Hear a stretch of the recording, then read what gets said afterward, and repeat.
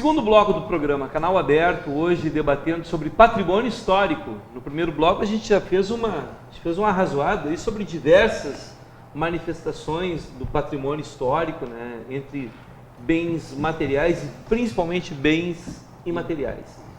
E agora, no segundo bloco, a gente pretende destinar o assunto mais à questão do patrimônio material. E, em se falando de patrimônio material, nós temos uma grande especialista aqui, que é a Andréa Schitz, que coordena a Comissão do Patrimônio Histórico, que também é integrante do Conselho de Patrimônio Histórico.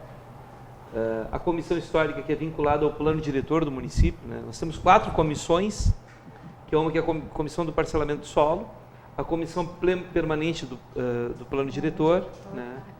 A Comissão de Regularização Fundiária, a CRF, criada em maio de 2006, e uma comissão muito importante, a Comissão de Patrimônio Histórico, que faz a análise técnica propriamente dita de um prédio, que ali se avalia se o prédio pode ser demolido ou pode ir para tombamento, que daí vai para registro, e a partir desse momento não pode fazer nada com esse prédio, né? Pelo menos preservação da fachada do prédio, né? É isso? Na verdade, assim, nós temos uma lista de inventário do município, onde estão arrolados prédios de grande significado para a nossa comunidade, que foi elaborado em 2002, na época em que foram estudados vários assuntos com relação ao Plano Diretor Municipal de Novo Hamburgo. E um dos assuntos era o nosso patrimônio histórico. Hoje, na verdade, até nós chamamos de Comissão do Patrimônio Cultural e Natural, porque ele está além da edificação, ele envolve uma paisagem, ele envolve um contexto, né? Ele envolve a parte também de arborização, que está na memória das pessoas.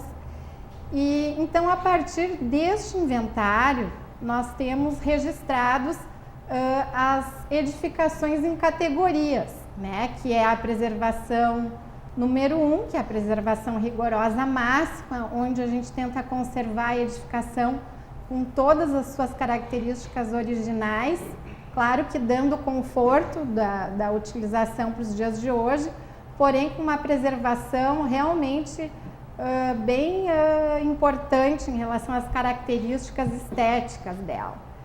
Já a classificação P2 é uma classificação que mantém a volumetria, o ritmo de esquadrias. Tu explica assim, ó, em linguagem leiga, o que é a volumetria, até para as pessoas entenderem. A volumetria seria a conformação da edificação, as suas paredes externas, o seu telhado, enfim, que lhe dá as características arquitetônicas que ela tem, né? Ela pode estar vinculada a um estilo, a uma época, a um registro importante do momento em que a história da cidade aconteceu, como nós temos vários elementos industriais, fachadas industriais, aquele shed, né, que era bem característico da época das indústrias calçadistas aqui, estilos neoclássicos, estilos portugueses, enfim, uma série de critérios em que nós, técnicos, arquitetos, urbanistas, historiadores, olhamos para aquele elemento arquitetônico. E a classificação P3, que é a menos rigorosa de todas, que ela, na verdade, mantém as paredes externas e uma relação de altura com a fachada em que ela está inserida, né? Como nós temos o corredor cultural, por exemplo, que é um elemento de ligação entre o bairro de Hamburgo Velho e o centro da cidade, ela tem toda uma linguagem de uma volumetria bastante harmoniosa. E nós, como preservadores, queremos que isso aconteça. Não é impedir que hajam evoluções urbanas e novos usos dentro do nosso querido bairro de Hamburgo Velho, mas é com um olhar realmente de haver uma conversa harmoniosa entre o novo e o antigo, para que a gente saiba fazer o link, né, a ligação da nossa história, de como que Novo Hamburgo surgiu e como que ela está crescendo. Isso é importante dentro da identidade. Nesse conceito do P3 ali, por exemplo, eu tenho um prédio lá que tem telha canoa, por exemplo, e não se fabrica mais a telha. Eu posso, ali se flexibiliza para mim colocar, por exemplo, um outro tipo de telha, Ou a gente vai aí se faz uma análise daí na comissão, para poder informar e auxiliar os técnicos que estão fazendo essa restauração, essa revitalização. Perfeito. Né? Então, existe assim, a nossa comissão, ela é bastante participativa e de ponderações, porque muitas vezes a gente foi taxado como impedidor de algumas coisas dentro do bairro, mas na verdade, assim, a partir de uma evolução, eu diria assim que isso ocorreu de 2002, se intensificou em 2009 e veio a ter agora o tombamento federal do nosso sítio histórico, que todo esse olhar ele está maturando, ele tem um acompanhamento bem mais profundo, existem ponderações. Tem a questão da intervenção do IFAM, daí tem o apoio do IFAM, do Instituto de Patrimônio Histórico e Artístico Nacional, e do IFAI também, que é o Instituto do Estado. Então aí tem uma... Mas assim, tem a questão... Pode falar, Lídia. Não, e daí falando como um morador do bairro, por mais que exista esse esforço e sou conhecedor desse esforço, enfim, né, da Secretaria, para a grande maioria dos moradores ainda é uma dúvida. Né? A isenção do IPTU, que hoje é o único benefício que tem o proprietário de um imóvel tombado ou com a intenção de tombamento, tem morador que não pede pensando que a partir do momento que ele pedir, ele está assinando embaixo que o seu prédio está tombado e que não vai mais ter o direito de reverter. Né? Então, esse caminho ele é muito árduo. Né? Como a Andréia comentou, 2002, um trabalho que foi feito, acredito eu, visando a revisão do plano diretor que ocorreu em 2004. Né? 2009, um outro esforço, 2015 o tombamento, né? E, bom, já se passaram mais de 10 anos, porque o plano diretor ele precisa ser revisto a cada 10 anos. Estamos de 2014 a 2017 pendentes com essa revisão. Né? O que vai acontecer isso? Né? Por mais que exista um esforço muito grande da Secretaria de Desenvolvimento Urbano, eu já participei de algumas reuniões ali do Concidade nesse sentido, essa revisão do plano diretor ela vai ter que acontecer de uma forma muito rápida. Sim. Porque já estamos 3 anos pendentes. Até porque não é só a questão do patrimônio histórico, tem uma série de assuntos. Vários assuntos, né? Eu gostaria de fazer uma pequena colocação, acho que a gente pode ir até um pouco mais para trás, lá para 92, né? Que zonas de interesse cultural, elas são incluídas nos planos diretores até por uma determinação do próprio Estatuto das Cidades. Né? Sim. E isso conversa com a Constituição de 88, né, que garante ao povo também a preservação do seu patrimônio. Né? E o acesso a pedidos de preservação diretamente ou através do Ministério Público, que foi quem no Brasil, nessas últimas 2 décadas, segurou a maioria do patrimônio histórico. Né? E em Hamburgo Velho, corredor cultural também, o que eu observo, eu sou morador de Hamburgo Velho, fora trabalhar na área, mas é que existe um misto de desconhecimento e de má-fé também. E de má-fé não dos proprietários até, mas muitas vezes eles contratam arquitetos, contratam profissionais da área que ficam dando tratos à bola, não para preservar, não para valorizar aquele patrimônio e deixar também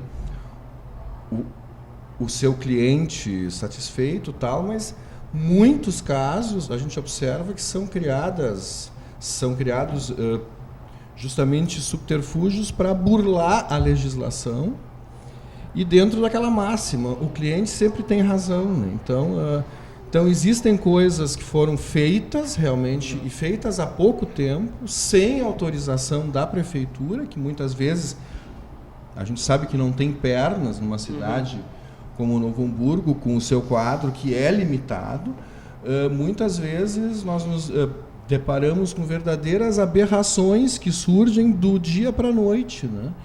E e depois que está feito, muito pouco pode se fazer para voltar atrás, né? Então, acho que sim, precisamos avançar, precisamos esclarecer e precisamos separar o joio do trigo. Quem faz certo, quem tem boas intenções, deve ter isenções, deve ter favorecimentos legais para manter o seu patrimônio, e nós precisamos de penas realmente fortes, né? Tem que ter dois aspectos. Uma questão que tu falou, a questão do incentivo. A isenção de IPTU, propriamente, assim... Não, ela é muito pouco. Não é nada, não, né? não é um incentivo muito atraente. Mas, gente, nós estamos falando de um quadro aí de preservação, de tombamento federal, de tombamento estadual provisório, de lei de tombamento municipal. Isso tudo aconteceu ontem, pode-se dizer assim. Sim. Mas ao mesmo tempo também esse processo que nem tu mesmo menciona, Ângelo, desde 88 para cá, né? Sim, só que enfim. outras cidades não tem mais nada. Sim. E Novo Hamburgo, uma cidade onde a especulação imobiliária sempre foi voraz, conseguiu preservar o que nenhuma cidade aqui da região de colonização alemã conseguiu, né? Então, tem o lado bom também. Agora tem um lado de resistência da própria Tem, comunidade. tem. Não, certeza. mas Das este é um pessoas ponto, que- este é um ponto Por muito Eu desconhecimento. importante. acho muitas importante vezes. dizer uma coisa aqui nesse debate, que é a questão da educação patrimonial. Querendo levantar polêmica negativa, Só- mas... não, o que eu acho importante, assim, eu vou dar valor em preservar e cuidar aquilo que eu conheço, Exato. aquilo que eu aprendi, aquilo que para mim tem significado.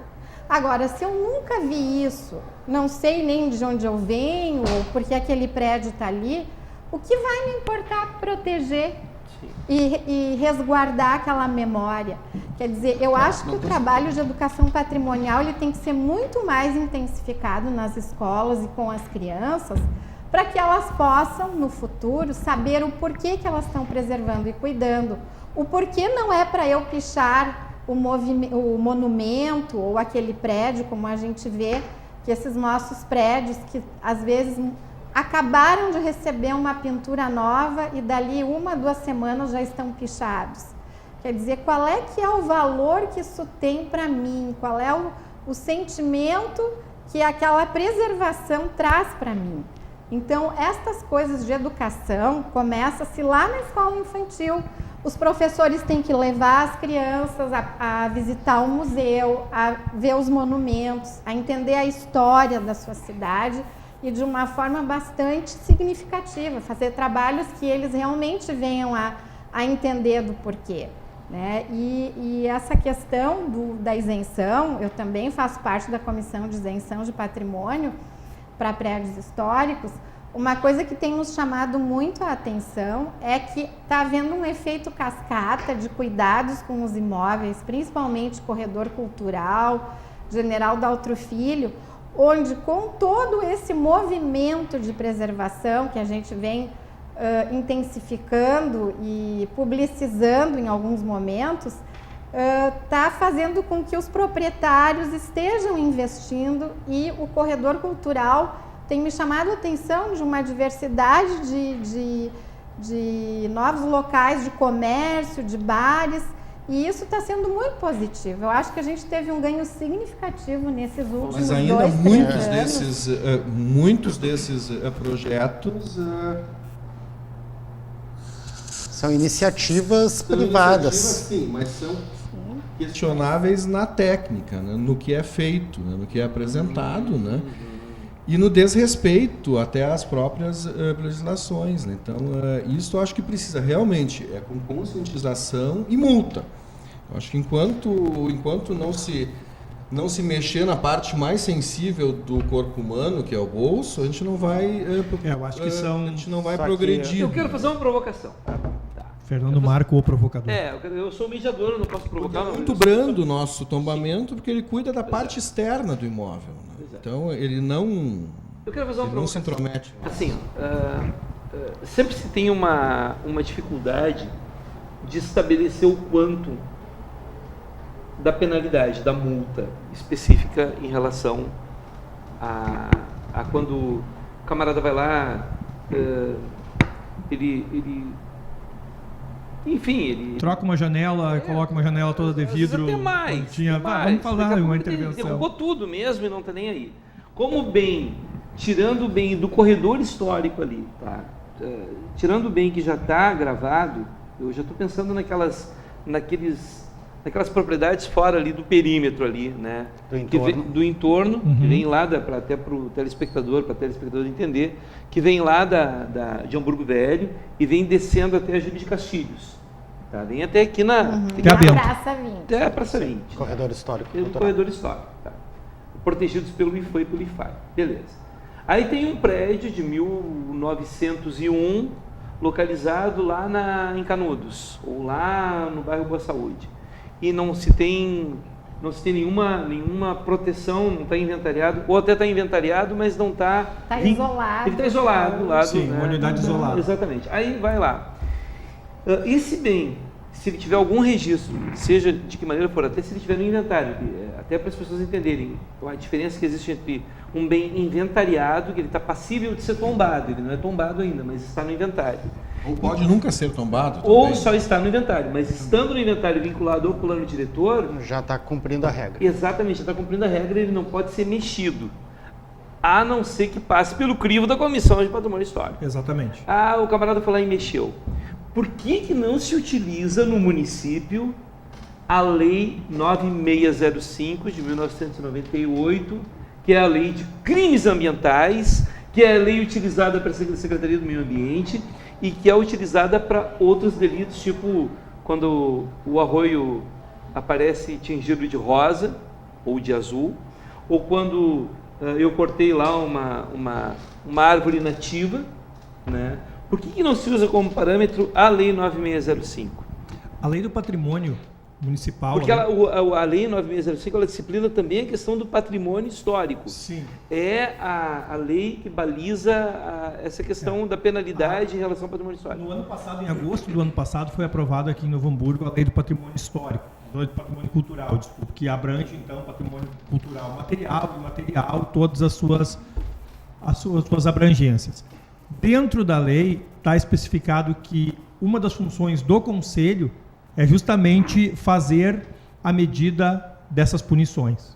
Né? Então, na medida que nós tivermos agora o Conselho instituído e regulamentado, nós vamos, das grandes missões do Conselho é justamente rever esse tipo de punição. Porque hoje a nossa legislação ainda é muito branda. A multa é irrisória. Mas aí é que está, Paulo Delano, me desculpa. Pois é, não, mas eu sei. Mas a multa não é irrisória, a multa vai até 500 mil reais, a multa vai até 1 milhão, dependendo do dano que se causa. Podem olhar no artigo 42, a Lei 9605, está bem claro lá, está especificado o que precisa se fazer. Se essa lei é utilizada num município, no âmbito da Secretaria Municipal do Meio Ambiente, e não é leve, Ângelo, não é branda, a penalidade é pesadíssima. Nós temos casos aí, por exemplo, de cara que era carroceiro e levou uma multa de 10, 15 mil reais porque depositou lá resto de couro lá no terreno, lá no bairro Canudos. Se ela é tão minuciosa, se tem as questões até das normas da ABNT, né, que são utilizadas também pela Secretaria do Meio Ambiente, por que não se utiliza, por analogia, também a 9605 para os delitos, os crimes, porque é crime, não é, sabe, isso não é um delitozinho, não, é crime É ambiental. Por que não se usa essa lei? Por que alguém não chega lá no Conselho de Patrimônio Histórico e pega a cópia da lei e mostra, a partir de agora, essa vai ser a lei? Comunica a Prefeitura e a partir dali começa a trabalhar em conjunto com a fiscalização da Secretaria Municipal do Meio Ambiente, né? Até porque muitas vezes também a gente se queixa muitas vezes que a Prefeitura não tem um corpo técnico fiscal, então já pega os fiscais, porque eles sabem ali, inclusive na dosimetria ali, no cálculo da multa, eles sabem todos os cálculos ali para fazer um auto de infração e colocar a multa específica. E de preferência a mais, porque depois o cara tem prazo para defesa. Né? Mas deixa eu colocar uma observação. Desculpa que eu me empolguei aqui, mas é que a questão do patrimônio é importante. Porque falamos de multa, mas também falamos dessa distância entre o conhecimento, né, e a importância da identidade, como a Andréia muito bem colocou, e disso chegar para quem está investindo, né? com algumas exceções que realmente fazem trabalhos mal orientados ou de má fé, como pode existir em qualquer meio. Sim, existem coisas erradas, mas a grande maioria está fazendo muito pelo bairro que tem investido. Então, assim, sim, é importante conhecer a legislação que nos permite multar, que vai gerar valor para o fundo de patrimônio histórico, mas é preciso ver também a segurança jurídica, o incentivo que nós precisamos para que o investidor faça o que tem que ser feito no bairro, porque é só ele que é capaz de fazer. Né? A gente tem aí exemplos, e não é querer desmerecer o trabalho público, muito menos as iniciativas que eu ainda considero isoladas, que é o trabalho da fundação, o trabalho da associação e tantas outras que fazem, né? Mas enfim, são algumas iniciativas, mas na sua grande maioria quem faz pelo bairro é o investidor. É ele que pega um prédio e reforma ele. E a gente precisa incentivar esse processo também. Perfeito. Nós temos então, estamos chegando no final do programa, nós temos 30 segundos para suas considerações finais, meu amigo Ângelo Heinheimer. É meio... Concordo com o David, acho que em Burgo Velho a maioria das coisas foi feita pela iniciativa privada. Foram feitas excelentes coisas em Burgo Velho, né? Mas ainda persiste o jeitinho brasileiro, de eu vou primeiro iniciar a obra, depois eu vou despachar o meu projeto, e aí se tem coisas que realmente não são aceitáveis numa área de preservação. Então, assim, peço que os profissionais da área também se conscientizem, né? É a cidade deles também. E que no Brasil, aqui em Novo Hamburgo, um projeto leva 1, 2, 3 meses. A gente ouve e diz, nossa, leva muito tempo. Mas no interior de qualquer país europeu, tu fica 1 ano, 2 esperando o teu projeto ser analisado. Por quê? Porque tem critério. E claro, eu acho que também a própria municipalidade precisa estabelecer bem os critérios e os limites e cobrar isso, né? Como já cobra. Eu conheço o trabalho da prefeitura e é sério, é criterioso, e eu acho que agora também precisamos unir esforços mais do que nunca. Nós temos um grande patrimônio tombado pela União, tombado pelo Estado. Isso precisa ser preservado da melhor forma. Precisamos empreendimentos que realmente gerem renda, gerem trabalho, enfim, né? E que preservem o Burgo Velho. Perfeito. Professor Paulo Daniel, suas considerações finais, 30 segundos. Bom, minhas considerações finais acerca desse tema que é apaixonante.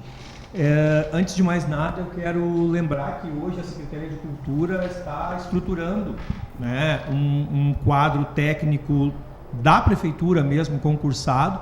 Começo desse ano foi chamada a arquiteta Marina Simon, que tem feito um trabalho excelente, veio, já se apropriou, eu, a Andréia, a Marina Simon fazemos parte da Comissão do Patrimônio, né? A gente vem trabalhando arduamente nisso. Na verdade, são 5 perguntas. Que, como a Andréia falou, essencialmente o sucesso de uma política de patrimônio passa pela educação patrimonial. Só vai se preservar aquilo que se gosta. Então, o vínculo afetivo ele é essencial para se ter um outro olhar, ou então aquilo ali é apenas pedra. Essa casa vai ser apenas pedra ou uma coisa velha sem nenhuma importância. Perfeito. David, suas considerações finais, 30 segundos. Reforçar a linha que a Andréia comentaste, né? Quem não conhece não valoriza, né? E se nós queremos um incentivo maior a outras linhas de pesquisa ou ao fortalecimento do nosso patrimônio histórico, enfim, é preciso conscientizar. Esse não é um processo fácil, mas é um processo muito importante para todos os males que a gente vive hoje no Brasil, que são os males da cidadania. Né, a falta de valor que se dá a isso. O patrimônio histórico ele resulta em identidade e vai resultar em cidadania. Então, se a gente quer um patrimônio histórico bem preservado, a gente precisa passar por esse processo que vai ajudar lá na frente a se ter um país melhor também. Perfeito. Como aqui as mulheres sempre têm prioridade, eu quero agradecer muito a presença da Andréia Schitz, essa amiga querida, arquiteta, tantos anos na Prefeitura de Novo Hamburgo. E nós vamos deixar um espaço de 30 segundos para as suas considerações finais. Seja sempre bem-vinda. 35 para ela. 35 segundos. Bom, eu queria dizer que a nossa Comissão de Patrimônio Cultural e Natural do município, ela tem tido um diálogo bastante qualificado já com a comunidade, com os proprietários. Eu acho que a evolução do trabalho tem sido bem grande no sentido de que as pessoas não têm mais medo de perguntar. Elas têm ido ao nosso encontro e eu diria assim, até que para essa identificação da isenção ou não de imposto sobre o bem de valor histórico, está sendo muito legal porque a comunidade tem nos respeitado. No momento em que se analisa que para o ano seguinte a gente vai conceder a isenção desde que seja feita a pintura ou a trocar uma esquadria que está ruim, as pessoas têm feito e têm nos dado retorno em relação a isso. Eu acho assim que Hamburgo Velho como um todo está tendo, na minha visão, um novo momento histórico de subir, de tentar fazer esse resgate que a gente vem sonhando já na década de 70. Eu era criança, ia com a minha mãe nas reuniões de preservação e via a luta que era, né? O quanto às vezes a comunidade às vezes nos entende errado diante de uma ação que tu quer que seja positiva, mas enquanto existe esclarecimentos, existe o retorno do poder público à sociedade, existe a transparência, existe a explicação do porquê das coisas, nós estamos tendo resultados bons. Eu acho que isso tende a crescer numa positividade de muitas vitórias aí para todo mundo que luta pelo mesmo fim, que é a preservação da nossa história. Bom, chegamos ao final de mais um programa Canal Aberto. Esse tema é muito interessante, né? E nós agradecemos muito a sua audiência. Desejamos a todos e a todas telespectadores um bom início de semana, uma boa segunda-feira e uma boa semana, e até domingo que vem às 9 horas com mais Canal Aberto. Obrigado.